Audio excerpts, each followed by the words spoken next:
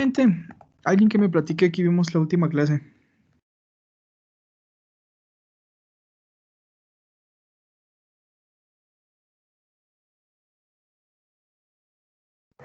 Si no Pues mal recuerdo, los ejercicios. A ver, ahora sí. Que no estoy segura si lo último que vimos fue los ejercicios, que resolvió usted unos y nos dio otros dos. Ok, por ahí analizamos unos pequeños ejercicios. Bien, ¿qué más? Creo que vimos algo. Tú, mera, Fanny. Ese, habla tú. Pues vimos lo de los errores, me parece. Vimos un error, creo que para un multímetro o algo así. Ujú. A ver, por ahí complementando, ¿qué ibas a decir, Stephanie? Nada, eso, profe, que retomamos lo que vimos de la lectura de errores durante las medidas de proceso y en específico completó las características sistemáticas con las de mediciones en circuitos eléctricos. Muy bien. Entonces, eso fue lo que analizamos la última clase, ¿verdad? Hicimos unos pocos ejercicios todavía sobre lo que era, pues, la ecuación de línea de recta ideal, por ahí lo que era, pues, las ecuaciones no lineales y demás, ¿verdad? Y terminamos la clase complementando lo que vimos de errores con mediciones en circuitos eléctricos. Por ahí, pues, vimos que aplicamos algo de Thevenin, hacemos reducción y podemos calcular el error del sistema, ¿va? Muy bien, el día de hoy vamos a hablar de forma general sobre las técnicas de reducción de errores. Déjenme les comparto pantalla, si no, como, ¿verdad?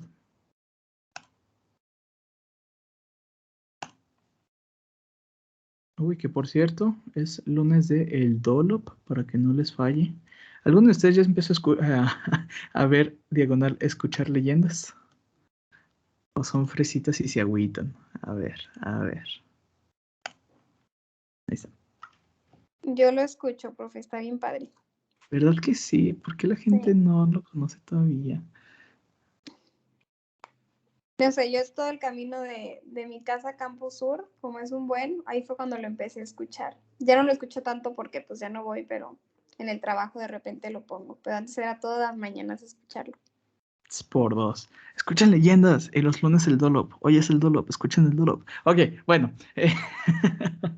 Perdón, soy fan. Empecemos viendo lo que serían las técnicas de reducción de errores. ¿Les parece?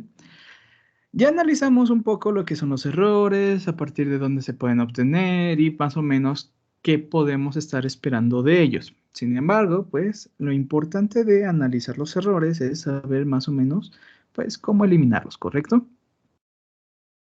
Bueno, primeramente, quiero remarcar y recalcar el hecho de que estas técnicas que vamos a analizar son para los errores sistemáticos. Parte de lo que vamos a estar analizando el día de mañana ya va a ser el procesamiento de datos o de reducción de errores a partir de datos estadísticos para los aleatorios. ¿Bien? Bueno, entonces, entre las técnicas que tenemos para reducir errores en un sistema, primeramente vamos a encontrarnos con el más basicote de todos, un diseño cuidadoso del instrumento. ¿Sí? Al ser, pues, la más básica, también sabremos que, pues, viene siendo la más útil que podemos encontrarnos al momento de estar tratando de reducir errores en un sistema. ¿Sale? Estos errores, ya sabemos, pueden ser por cuestiones ambientales, cuestiones aleatorias, pero el hecho de que tú tengas un diseño cuidadoso te permite reducir la sensibilidad de un instrumento en su mayor expresión, ¿sí? O lo podemos reducir de la forma mejor posible, ¿va? Aunque nosotros tengamos la capacidad de tener un diseño cuidadoso en el que, pues, logremos reducir una sensibilidad importante, también es importante remarcar que no es fácil de corregir los errores que se producen debido al propio diseño del instrumento. Hay ocasiones en las cuales, pues, tenemos por ahí algún detallito, no sé, que la resistencia, o a lo mejor algo por ahí dentro de tu código, que por ahí, no sé, no era, digamos, el diodo, el capacitor, el inductor que necesitábamos. Estos también nos van a producir algo de errores. Entonces es como el diseño cuidadoso en el que tú puedes tener una alta sensibilidad, pero pues si no eres tan cuidadoso, también puedes tener algo de ruido interno, ¿va? Cuando tú tengas algo de ruido, un pequeño error debido al propio diseño, el cual tú realizaste, vas a tener dos simples opciones. La primera, un rediseño del instrumento, el cual pues dependiendo de la complejidad de este llega a ser un poco costoso. O en segundo, simplemente aceptar lo que sería pues esa pérdida de precisión la cual estás teniendo durante la medición. ¿Sí? Así de sencillo. Si lo haces bien, ya chingaste. Si no, o aceptas tu error o lo vuelves a hacer. Punto. Otro método para reducir los errores sistemáticos sería el método de entradas opuestas. Este es un tanto sencillo en el cual tú vas a meter en tu entrada un valor que va a compensar el error que estás teniendo, ¿vale?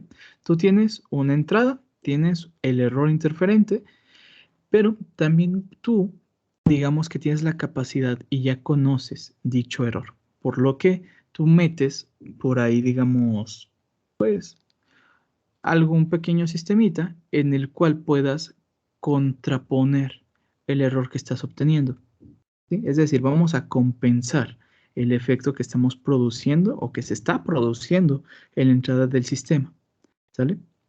Así, pues, podemos cancelarlo a la salida. Sencillo, ¿no? Únicamente que el detalle de este, ¿cuál sería?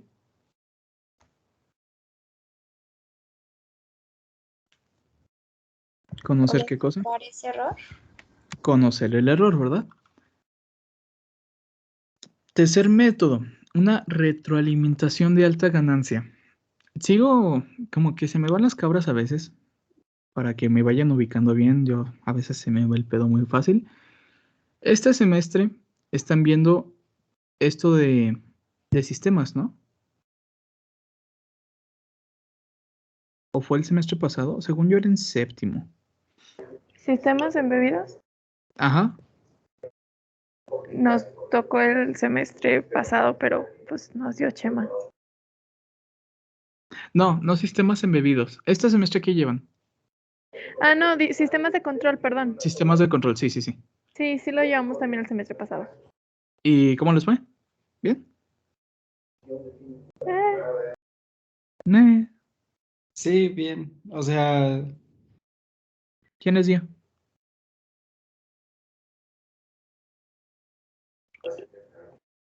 Ay, no me acuerdo del nombre del maestro. No fue Marco.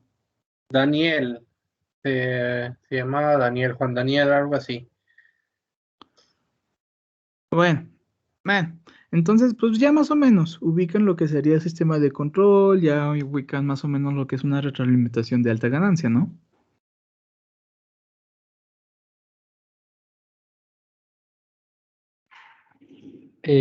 o sea, eso, retroalimentación de alta ganancia, no. Bueno, ubicamos lo que es una retroalimentación. Sí, sí, Ah, Sí, bueno. es un lazo cerrado. Ok, vale. Me sirve. Lo tomaré, pero me ofende muchísimo. Bien, retroalimentación de alta ganancia, pues prácticamente consiste en eso, en un lazo cerrado en el cual tú vas a retroalimentar el sistema con la salida que obtienes en tu entrada. ¿Esto para qué? Pues para poder reducir los errores aparentes. Si se fijan, aquí tenemos la entrada y luego tenemos la diferencia para poder determinar un error y así poder reducirlo. ¿Sale? Bueno, importante sobre esta técnica. Es muy útil, de verdad muy útil. Es una de las técnicas más efectivas que puedes encontrar porque digamos que gracias a pues, este sistema tú logras aumentar un tanto más la sensibilidad en las entradas. Pero no sé si recuerden un efecto que llega a tener un, digamos, diseño no tan cuidadoso de un sistema de retroalimentación.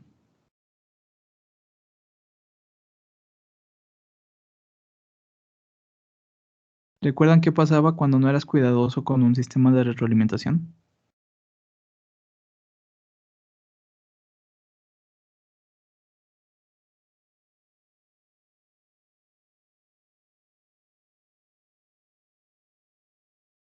Se producían inestabilidades en el sistema, ¿vale? Si lo haces bien, este sistema va a ser tu mejor amigo. Sin embargo, si no lo haces bien, tu sistema no va a servir. Aquí o es una o es la otra, no hay punto medio. Si tú llegas a utilizar un sistema de retroalimentación de alta ganancia para reducir los errores que obtengas, es importante que tú hagas un cuidadoso análisis de estabilidad en el sistema. ¿Va? Así de sencillo. El siguiente caso que tendremos será pues, la calibración. Algo sencillo, elegante, sin ninguna complicación. Y pues vamos. Ya sabemos que todos los sistemas como tal pues llegan a tener por ahí un poco de problemillas. Ya sea que por el ambiente, a lo mejor que por la frecuencia, que por la propia entrada, etc. ¿verdad? La forma más, digamos, sencilla en la cual tú puedes reducir los errores sería calibrando el sistema. A veces simplemente es necesario rectificar la entrada o la lectura aumentando la frecuencia, ¿sí? Para que tú puedas tener mayor lectura de datos. Otro que llegamos a tener sería el de corrección manual de una lectura de salida. La corrección manual pues es prácticamente, digamos, es similar al método de entrada de oposición, ¿sí? ¿Qué es lo que tú tienes que hacer? Pues tú tienes un error, el cual pues digamos que es un error debido a una perturbación en el sistema durante la medición. ¿Y qué es lo que tú vas a hacer? Pues tú puedes calcular los efectos de los errores sistemáticos y después haces una corrección en las lecturas. Para esta, tú vas a necesitar tener la capacidad de cuantificar otras condiciones las cuales puedan generar perturbaciones. ¿Sí? Por ejemplo, si ya sabes más o menos cómo afecta a tu sistema la temperatura, pues necesitarás tener la capacidad de estar midiendo la temperatura. Si ya sabes cómo afecta a tu sistema la presión, necesitas la capacidad de estar midiendo la presión y demás. Entonces así, tú ya tienes un estudio en el cual conoces cómo va a ser la variación de tu sistema dependiendo de algunas condiciones y puedes tú mismo hacer ese ajuste, ¿sí? Que es prácticamente lo que nosotros obtenemos en las hojas de datos. Si se acuerdan, bueno, no la última clase, en clases pasadas habíamos analizado un poco las hojas de datos de algún componente y veíamos cómo teníamos diferentes curvas para diferentes condiciones. Entonces, si tú quieres tener una lectura precisa, que pues sería nuestro objetivo, tú ves, digamos, la hoja de datos para, pues, no sé, un sensor de humedad y tú ves en la hoja de datos que tu sensor de humedad, pues, varía dependiendo, la salida del sensor varía dependiendo de la temperatura, entonces por ahí metes un sensor de temperatura para poder ir haciendo un ajuste a las mediciones de tu sensor de humedad. ¿Sí? Usualmente todos esos datos del comportamiento ya vienen en las hojas de datos, si no, pues ni modo a hacerlo, ¿verdad? Ahí poco a poquillo. Eso es una calibración, profe. ¿Mande? Eso, corrección manual de una lectura de salida. No, la corrección manual es más un poco referente a los errores que se producen por condiciones fuera de tu poder. Sí, la corrección manual es como, pues ya sé que mi error está más o menos en una variación del 5%, entonces pues yo por ahí pongo, digamos en código, un filtro del 5%. ¿Sí? La corrección manual de una lectura de salida sería más bien, yo sé que mi sensor tiene variaciones en su lectura dependiendo de la temperatura, entonces meto un sensor de temperatura para que dependiendo de la temperatura diga, pues es esta ecuación o es esta ecuación o es esta ecuación la que voy a estar utilizando para mi sistema. ¿Sí? Es la diferencia entre la corrección manual y la referente al método de entradas. Ok. ¿vale? Y pues también la calibración.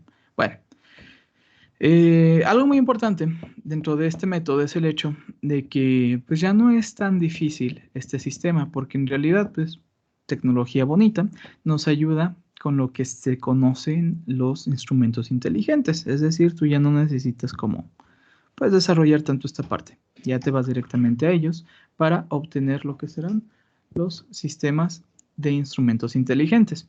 Estos como tal van a poseer lo que serían sensores adicionales que van a hacer mediciones ambientales y automáticamente van a la compensación de la lectura para la salida. ¿Va? Digamos que estos... Uy, se me fue el internet.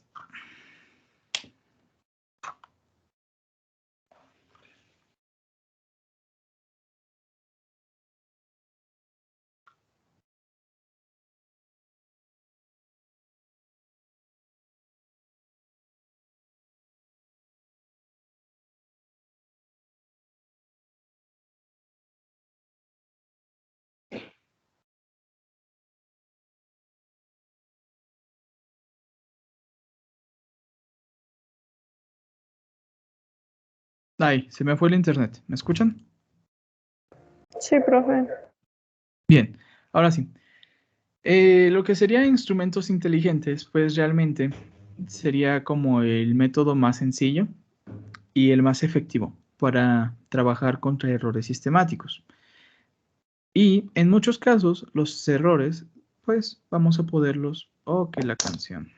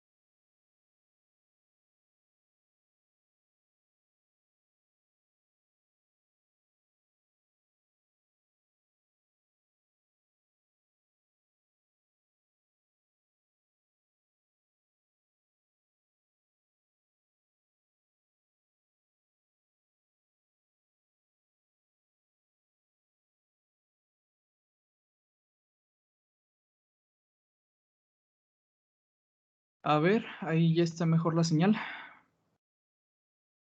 Sí, profe, bueno, ya la escuchamos. Ah, ok, vale, vale.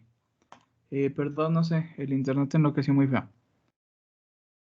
Entonces estábamos en... ¿Qué fue lo último que escucharon? Que los instrumentos inteligentes era el método más sencillo y efectivo para combatir los errores. Ok, para combatir lo que serían los errores sistemáticos, sí, pues estos llegan a ser reducidos de forma significativa. Así, ¿vale? Digamos que para trabajar con errores sistemáticos, estos serían los métodos que tú podrías y deberías de estar utilizando. Va, un poco general, pues ya el cómo y el qué, pues sería en casos particulares, dependiendo de qué es lo que tengas y qué es lo que tengas que medir, ¿verdad?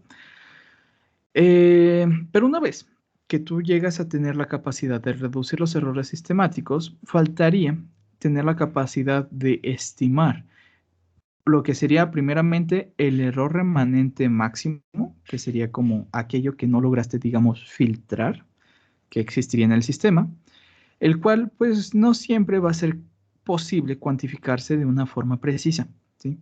Pues si fuera cuantificable, pues posiblemente ya lo hubieras reducido, ¿verdad? Por lo que en estos casos, para poder asumir el error remanente máximo, es necesario determinar un punto medio en las condiciones y especificar el error máximo como una desviación de la lectura de salida. ¿Vale? Así. ¿Qué Y fue pues su ya. último punto? ¿Cómo? que cuando tú trabajas con los errores sistemáticos y ya aplicaste un método para reducir los errores, te va a quedar un pequeño error remanente. ¿Sí? Un error que tú no tuviste la capacidad de reducir. ¿Vale? Ese pequeño error, lo que sueles hacer es expresarlo como una pequeña desviación respecto a un punto medio. ¿Vale? Además, aparte de este pequeño error remanente dentro de los errores sistemáticos, pues conocemos que existe otro, ¿verdad?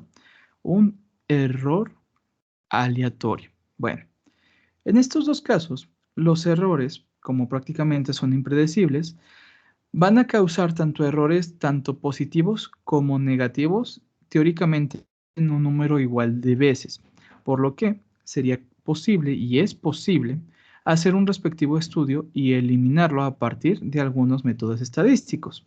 El grado de confianza con el cual nosotros estemos trabajando, pues es determinable a partir del promedio o de la media o de la mediana, ¿sí? Y se puede determinar a partir de la desviación estándar de los datos, ¿sí? Que ya sería un tanto más de teoría estadística, que pues ya supongo que conocen un poco más a fondo, ¿cierto?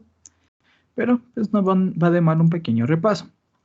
Como ya sabemos, dentro de lo que sería análisis estadístico tenemos algunas variables de interés. Entre ellas tenemos la media, la mediana, por ahí la moda, no nos interesa en este caso, la varianza y la desviación estándar. Todas estas que serían datos estadísticos de forma descriptiva o parte del análisis estadístico descriptivo.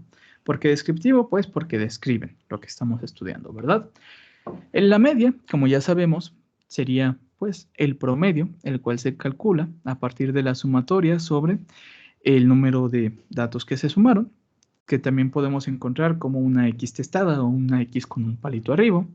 Tenemos la mediana, la cual es importante recalcar el hecho de que esta o el cálculo para la mediana es un cálculo de posición, ¿sí? Recordemos que para el cálculo de la mediana necesitaremos primeramente acomodar nuestro conjunto de datos para posteriormente poder determinar el dato que parte a la mitad nuestro conjunto de datos, ¿sí? En el caso de que tengamos por ahí, pues, una posición intermedia, digamos 8.5, lo que hacíamos era calcular el promedio del valor en la posición 8 y en la posición 9, y ya con eso obtenimos nuestra mediana. Dentro del análisis de los datos, las variables estadísticas de dispersión, tenemos la varianza y la desviación estándar, ¿va? Sabemos que la varianza sería un método aplicado de diferencia de cuadrados dentro de una sumatoria sobre pues el número de datos con un grado de libertad o n-1, y la desviación estándar simplemente sería la raíz de la varianza, la cual nos estaría dando como tal el promedio de dispersión que tienen nuestros datos a partir de la media, y ya con eso nosotros podemos hacer un análisis para un análisis estadístico, ¿sí? A partir de lo que sería una distribución normal y una distribución normal estándar, ya pues conociendo por ahí la teoría de cómo se comportan estas. ¿Sí se acuerdan de toda esa parte? Sí, profe. Al 100, sin problemas. Pues sí, creo que sí. Sí, creo que sí. ¿Los demás? No de memoria, Sí. pero sí sale. ¿Cómo, perdón? De memoria no lo saco, pero sí lo puedo hacer. Ok, pues quiero verlo. Dos pequeños, bueno, es un ejercicio doble, ¿va? Sencillo. Tenemos un grupo, el cual está midiendo la longitud de una barra de metal. 11 personas que fungen como observadores, toman unas... ¿Qué? Se cayó mi compu, sorry. Ah, triste. ¿Todo bien? Sí. Ah, bueno. Entonces toman 11 mediciones, se tienen los valores, los cuales llamamos medida A, y posteriormente se vuelven a tomar otras mediciones, solo que ahora con un poco más de precaución, un instrumento, digamos, más preciso, y se tienen las medidas B. Háganme el favor de primeramente determinar lo que sería la media, la mediana, varianza o desviación estándar y realizar un histograma. ¿Recordamos lo que es el histograma?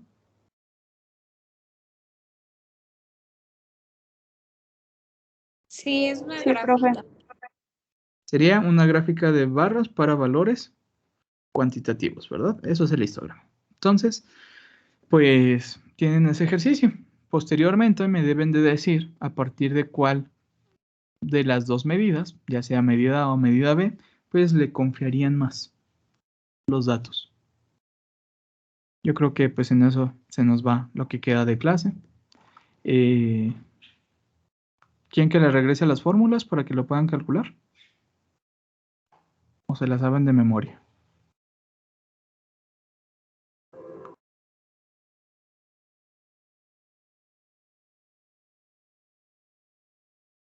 Sí, le Yo puedes digo que regresar. le deje. O sea, nada más para verla rápido. A ver, o les paso la presentación de una vez para que lo tengan.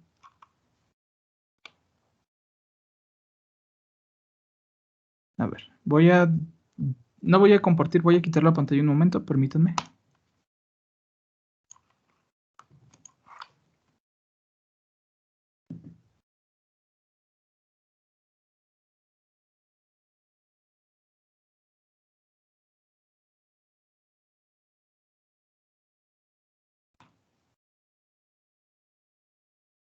Déjenme lo encuentro.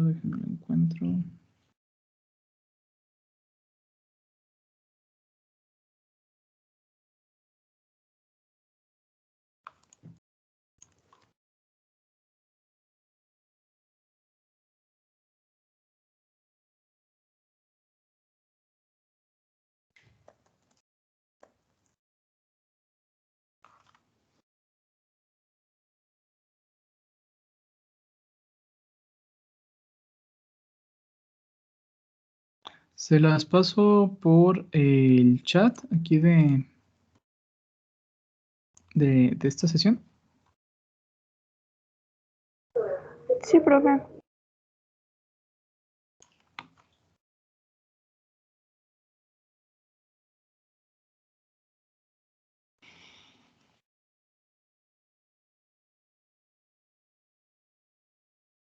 Y ahí está, ya se las pasé. ¿Podrían confirmar que ya les llegó?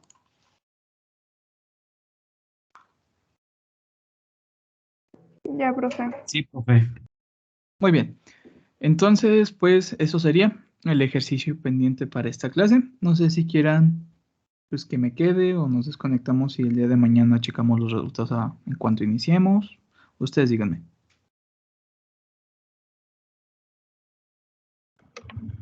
Nos vemos mañana. ¿Sí? Yo confío en que ustedes trabajan con el tiempo que nos queda. Sí, profe, confía en nosotros. Bueno, luego no quiero con que me salgan en un domingo 7 de que no saben ni qué está pasando porque no los estoy cuidando. ¿Sale? Entonces, hagan esos dos ejercicios, determinen, ya saben, media, mediana, varianza, desviación estándar, el histograma, y me deben de decir en cuál de los dos medidas, ya sea medida A o medida B, confieren más ustedes. Entonces, pues ya. Ok, profe. Hecho. Entonces, nos vemos mañana con sus ejercicios resueltos. Sale, vale, profe. Hasta mañana. Hecho. Hasta mañana. Adiós, profe. Gracias, profe. Adiós, profe.